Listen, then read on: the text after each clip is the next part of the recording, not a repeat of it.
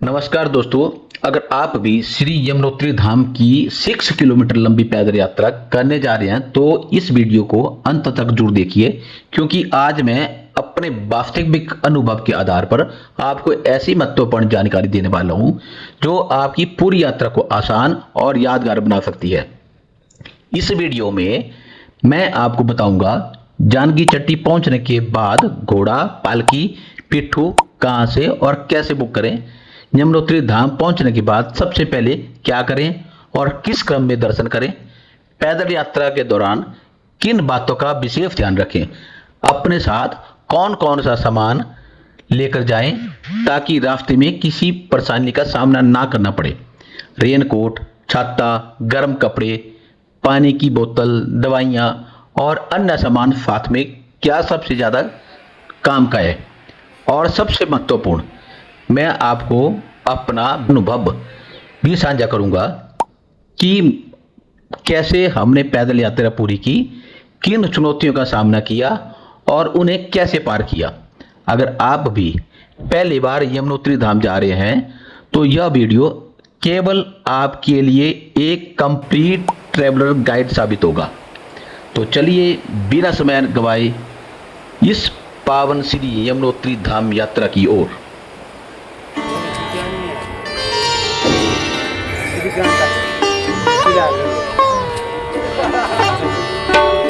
तुझे निकलो मैं बैक बनाऊंगा।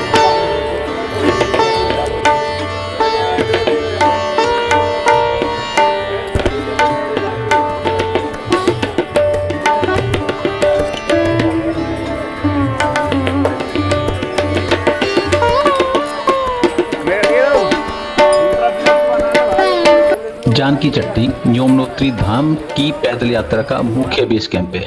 यहाँ से घोड़ा, पालकी और पिट्ठू की सुविधा उपलब्ध रहती है। सभी यात्रियों से मेरा अनुरोध है कि इन सेवाओं की बुकिंग हमेशा सरकारी पंजीकृत काउंटर से ही करें। काउंटर पर निर्धारित सरकारी दरों के अनुसार रसीद के साथ बुकिंग की जाती है। यात्रा शुरू करने से पहले अपना किराया, रसीद, सेवा का विवरण अवश्य जांच लें। यदि कोई व्यक्ति बिना रसीद के सेवा देने का प्रस्ताव दे तो उससे सावधानी बरतें। यदि बिना सरकारी रसीद के घोड़ा, पालकी और पिट्ठू की सुविधा प्रदान करते हैं तो अब आपसे निर्धारित दर से अधिक किराया वसूलने की कोशिश भी करेगा। बाद में किराए को लेकर विवाद होने पर आपके पास भुगतान का कोई प्रमाण नहीं होगा। और यदि सेवा अधूरी छोड़कर चला जाता है या कोई शिकायत हो तो शिकायत दर्ज कराने में कठिनाई हो सकती है। इसलिए प्रशासन के लिए यह सत्यापित करना मुश्किल हो जाता है कि सेवा किसके माध्यम से ली गई थी। इसलिए अपनी यात्रा को सुरक्षित और सुगम बनाने के लिए हमेशा सरकारी पंजीकृत काउंटर से ही बुकिंग करवाएं और रसीद अपने पास सुरक्षित रखें।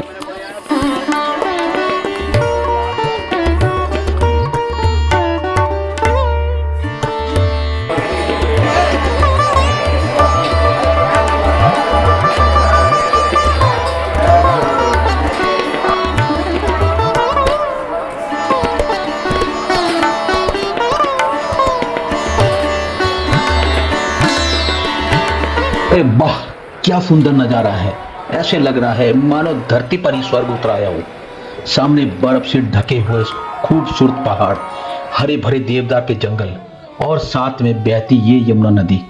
प्रकृति का यह सुंदर नजारा मुझे पूरी तरह से मंत्रमुग्ध कर रहा है। ऐसे दृश्य बार बार देखने को मुझे कभी भी नहीं मिल सकते। सच कहूं तो यह नजारा किसी स्वर्ग से कम नहीं है।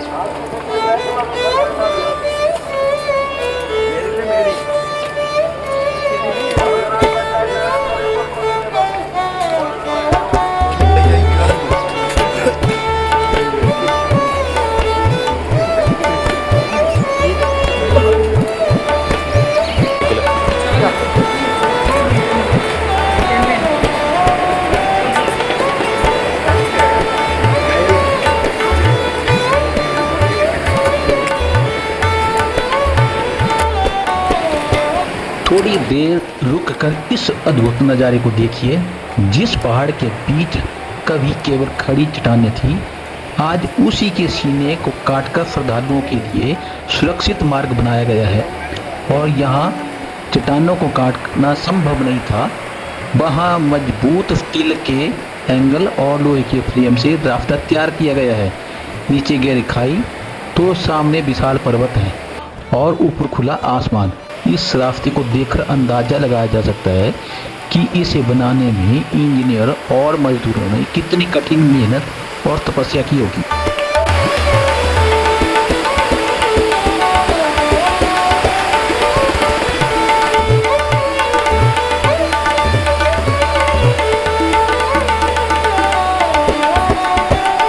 तो एक बात का विशेष ध्यान रखें, पहाड़ों में मौसम कभी भी बदल सकता है, इसलिए रेन कोट या छाता साथ रखें। अच्छे ग्रिप वाले जूते पहनें और बार बार पानी पीते रहें।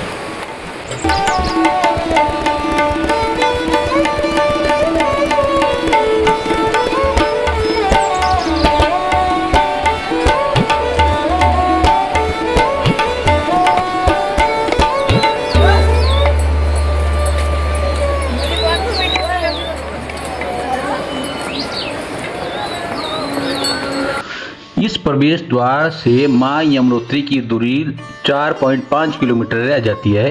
हिंदू पौराणिक कथाओं के अनुसार माता यमुनोत्री और यमराज तथा शनिदेव सूर्य देव की संतान है। गेट के सबसे ऊपर माता यमुना की प्रतिमा स्थापित की है। माता यमुना को संज्ञा की पुत्री भी कहते हैं तथा देवता यमराज की बहन माना जाता है। यमुनोत्री धाम माता यमुना का मुख्य मंदिर होने के कारण प्रवेश द्वार पर इनकी प्रतिमा लगाई गई है। दरबार के दोनों स्तंभों पर मृत्यु के देवता यमराज और न्याय के देवता शनिदेव की मूर्तियां स्थापित की है। इनका उद्देश्य मंदिर में आने वाले सभी श्रद्धालुओं का स्वागत करना और मंदिर की रक्षा करना माना जाता है। चलते जाके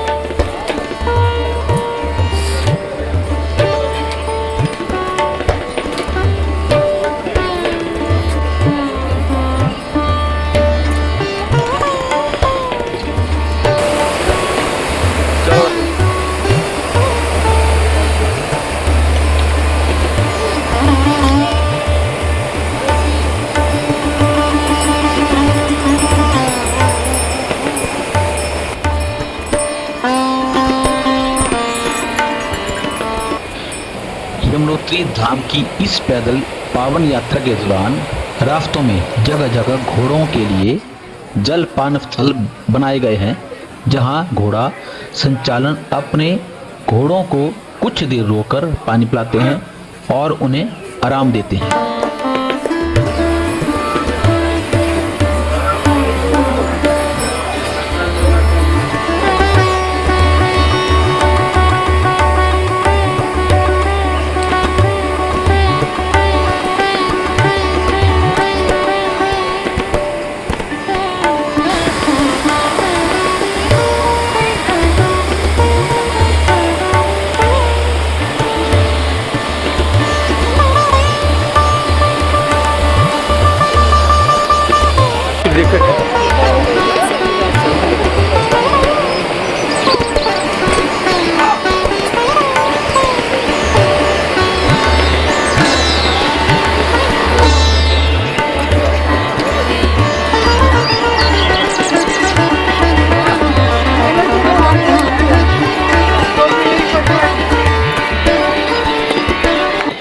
पूरे मार्ग में जगह जगह चाय, नाश्ता, पानी और आराम करने के लिए छोटे छोटे स्टॉल और विश्राम स्थल भी मिल जाते हैं। इसलिए यात्रा आराम से करें, जल्दबाजी बिल्कुल भी ना करें और इस बात का हमेशा विशेष ध्यान रखें कि थोड़ा थोड़ा पानी साथ में पीते रहें, जिससे आपके शरीर में पानी की कोई कमी ना हो, ताकि आपके शरीर में ऊर्जा बनी रहे।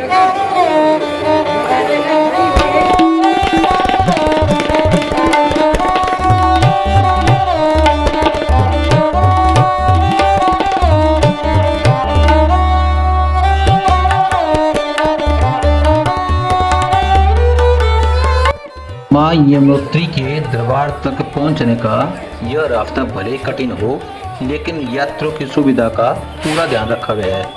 रास्ते में प्रशासन द्वारा जगह जगह पेयजल की व्यवस्था की गई है। जब पैदल चलते चलते थकान महसूस होती है तो गला भी सूखने लगता है, तब यह पानी की सुविधा यात्रियों के लिए किसी रात से कम नहीं होती। एक घूंट पानी शरीर में नई ऊर्जा भर देता है और यात्री फिर से जय मां यमुना का जयकारा लगाते हुए अपनी यात्रा पर आगे बढ़ जाते हैं।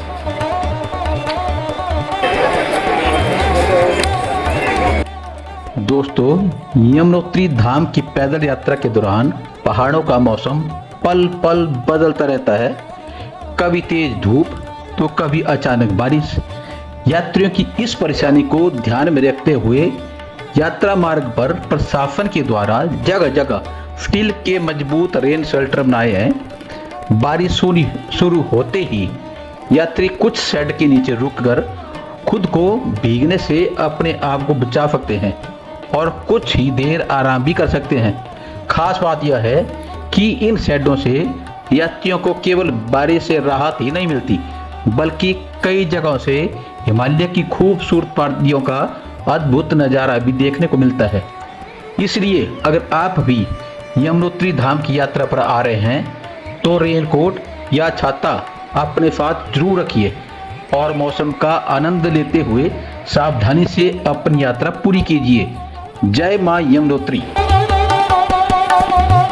यमुनोत्री धाम की इस कठिन और रोमांचक पैदल यात्रा के दौरान रास्ते में लगे साइन बोर्डों का विशेष रूप से ध्यान देना बहुत जरूरी है।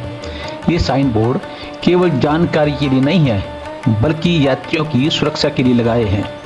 रास्ते में कहीं भी खड़ी चढ़ाई है तो कहीं फिसलन, तो कहीं पहाड़ से पत्थर गिरने का खतरा रहता है। ऐसे स्थान पर लगे सुरक्षा संकेत यात्रियों को पहले से सावधान करते हैं। इसलिए यात्रा के दौरान साइन बोर्ड को नज़रअंदाज ना करें। जहां सावधानी बरतने के लिए कहा हो वहां रुककर निर्देश पढ़ें और उसी के अनुसार आगे बढ़ें। याद रखिए, यात्रा का आनंद तभी आता है जब हम सावधानी के साथ सुरक्षित यात्रा करें।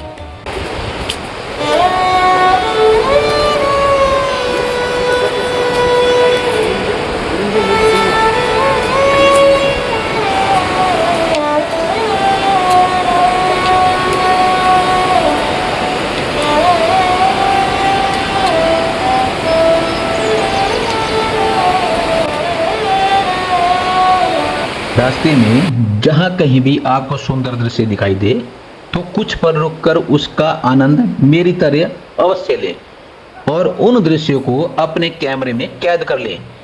लेकिन सेल्फी या वीडियो बनाते समय अपनी सुरक्षा का विशेष ध्यान रखें और निर्धारित मार्ग से बाहर न जाएं।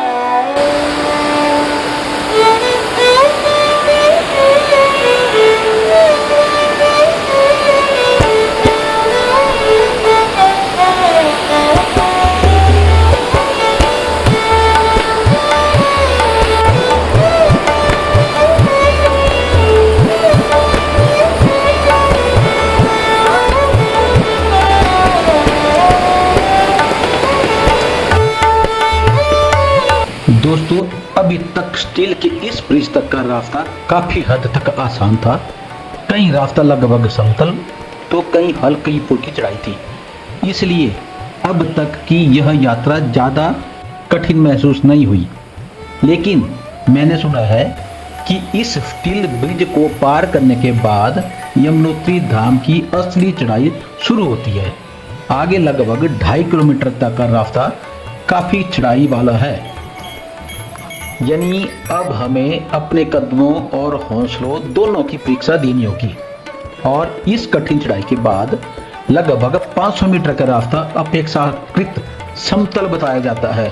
इसके बाद पहुंचते हैं हम उस पवित्र स्थान पर जहां हर यात्री की आस्था और श्रद्धा का केंद्र मां यमुनोत्री का दिव्य दरबार हमारा इंतजार कर रहा होता है। अब देखते हैं कि आगे का यह कठिन रास्ता हमारे लिए कितना चुनौतीपूर्ण होता है। इसलिए एक बात तय है, मंजिल जितनी कठिन हो वहां पहुंचने की खुशी उतनी ही खास होती है। इसलिए आइए पूरे हौसले के साथ माँ यमुनोत्री के दरबार की ओर आगे बढ़ते हैं। जय माँ यमुना।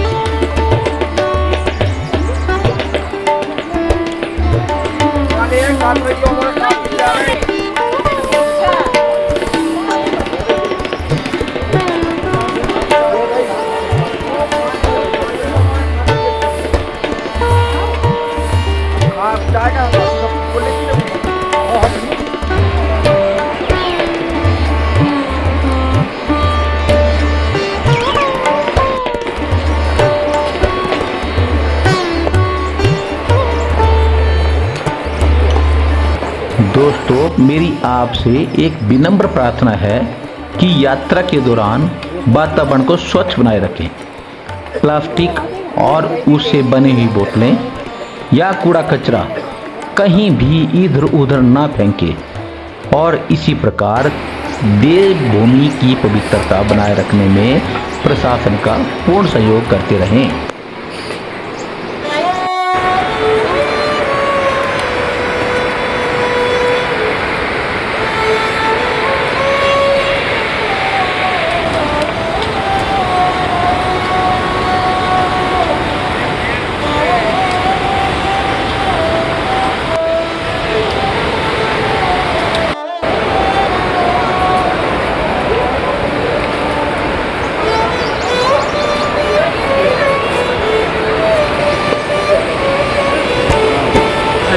गाड़ी धीरे धीरे अंतर नहीं हो जाएगा।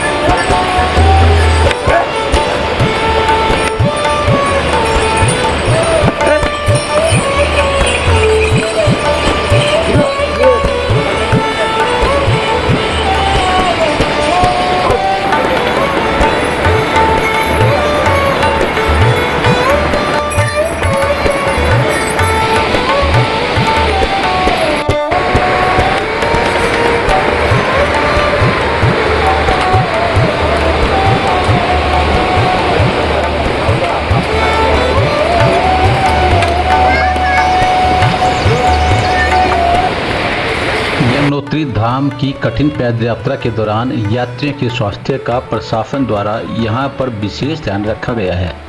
यात्रियों के लिए इस मार्ग पर कई स्थानों में डिस्पेंसरी और चिकित्सा केंद्र स्थापित किए गए हैं, जहां जरूरत पड़ने पर यात्रियों को प्राथमिक चिकित्सा उपलब्ध कराई जा सके।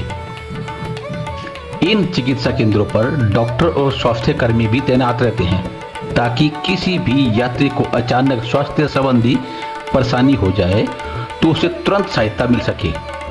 पहाड़ी क्षेत्र में लंबी पैदल यात्रा, चढ़ाई, थकान और मौसम में अचानक बदलाव के कारण यात्रियों को कभी कभी स्वास्थ्य संबंधी समस्याओं का सामना करना पड़ सकता है। ऐसे समय में ये चिकित्सा केंद्र यात्रियों के लिए बड़ी राहत और सुरक्षा का माध्यम बनते हैं।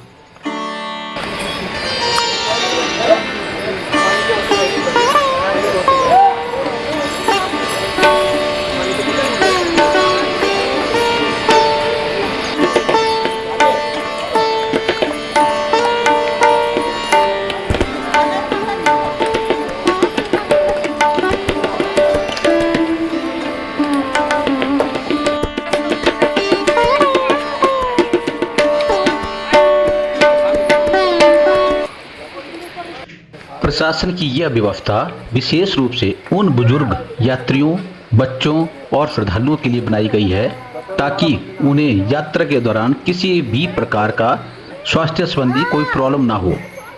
यमुनोत्री धाम की यात्रा केवल आस्था और श्रद्धा की यात्रा ही नहीं, बल्कि कठिन पहाड़ी परिस्थितियों से होकर गुजरने वाली यात्रा भी है। इसलिए रास्ते में उपलब्ध चिकित्सा सुविधाएं यात्रियों को यह भरोसा देती रहती है कि किसी आपात स्थिति में उन्हें सहायता मिल ही जाएगी।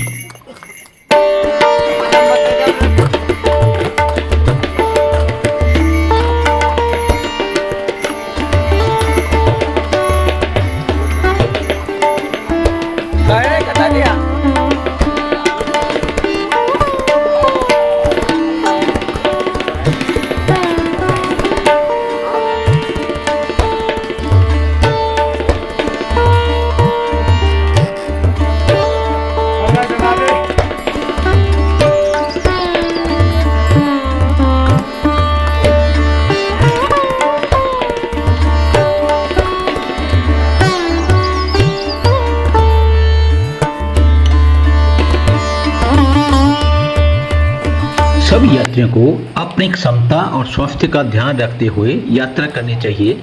यदि रास्ते में थकान, सांस लेने में परेशानी या कोई अन्य स्वास्थ्य संबंधी समस्या महसूस हो तो तुरंत आराम करें और आवश्यकता पड़ने पर निकटतम चिकित्सा केंद्र से सहायता प्राप्त करें। जय मां यमुनोत्री।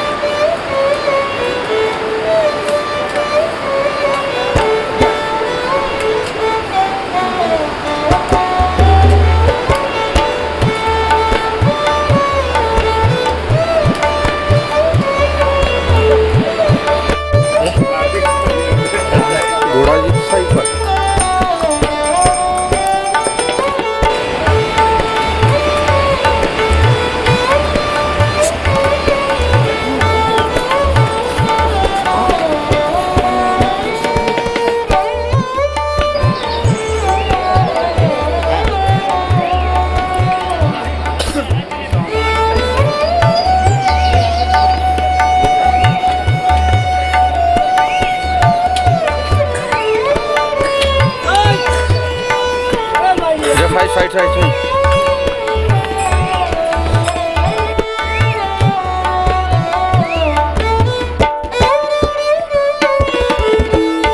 दोस्तों, अगर आप भी 4 धाम की यात्रा पर आ रहे हैं तो अपनी रजिस्ट्रेशन सबसे पहले हरिद्वार से पूरी करके निकलें, क्योंकि हम सभी को चारों धाम के मंदिरों में प्रवेश करने से पहले होने वाले रजिस्ट्रेशन की चेकिंग और टोकन प्रक्रिया से निकलना पड़ता है।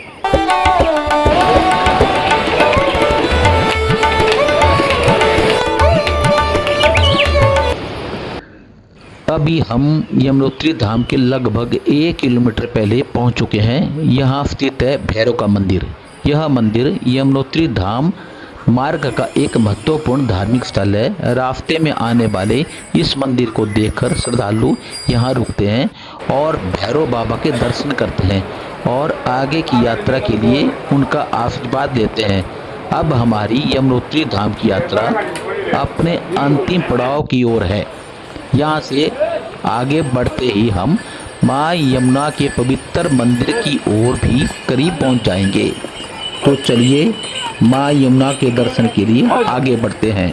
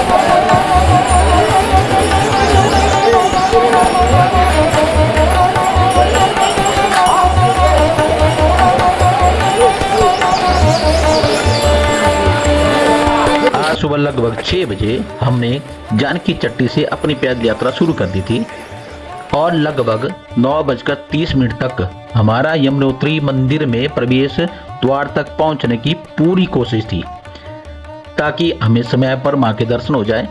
खुतनौर के होटल से रवाना होते ही हमें कंपनी की तरफ से ब्रेकफास्ट और लंच पैक करके दे दिए थे, जिसे हमने रास्ते में अपनी सुविधा के अनुसार उपयोग किया।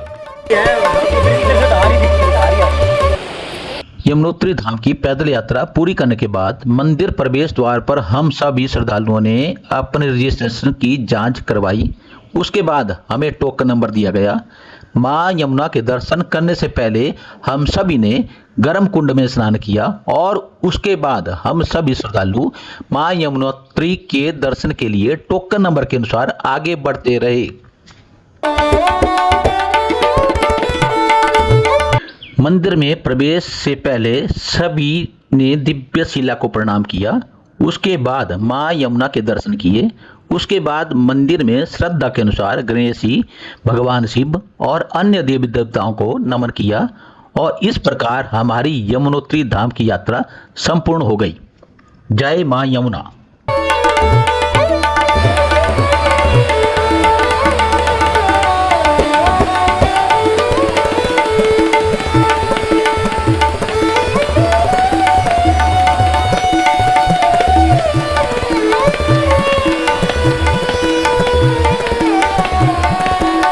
दोस्तों, इस प्रकार आज हमने मां यमुनोत्री के पवित्र धाम के दर्शन किए और इस आध्यात्मिक यात्रा को सफल बनाया। अब हम वापस खुतनौर अपने होटल के लिए रवाना हो रहे हैं।